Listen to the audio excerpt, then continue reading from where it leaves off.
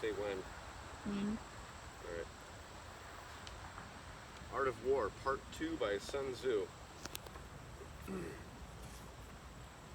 Sun Tzu. Waging war.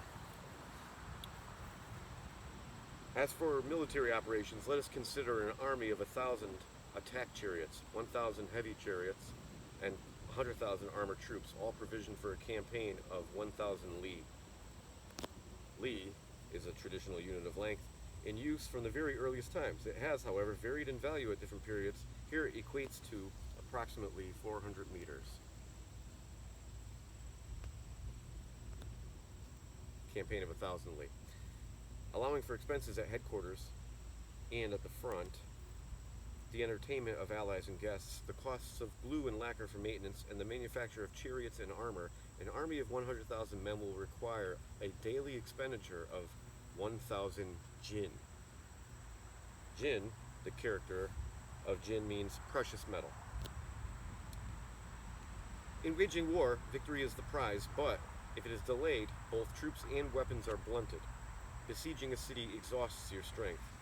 A protracted campaign depletes the state's resources. With your soldiers and weapons dull, strength and resources spent, your rivals will seize their chance and rise up against you. Then, no matter how wise you are, you can turn nothing to your advantage. Thus, although I have heard of reckless haste in war, I have never seen wise delay. Nor has any state benefited from prolonging war. Only someone who understands the perils of waging war can also understand the best way of conducting it.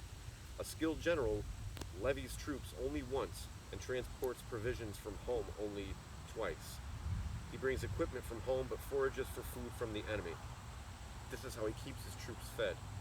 Provisioning an army at a distance is a sure way of emptying the state expenditure, or exchequer, and beggaring the populace.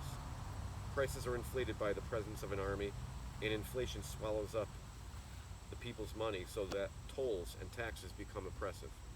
With strength sapped and wealth depleted, households are stripped bare and the people will lose 70% of their income. As for public finances, broken chariots and broken down horses, restocking of weapons, shields and armor, draft oxen, and transport wagons, all these will account for 60% of the exchequer. It is for these reasons that a wise general forages food from the enemy. 1 zhang of the enemy's food is worth 20 zhang of your own. 1 dan of the enemy's supplies is worth 20 dan of your own. For your soldiers, anger must be the spur to killing the enemy, and reward must be the stimulus to defeating them.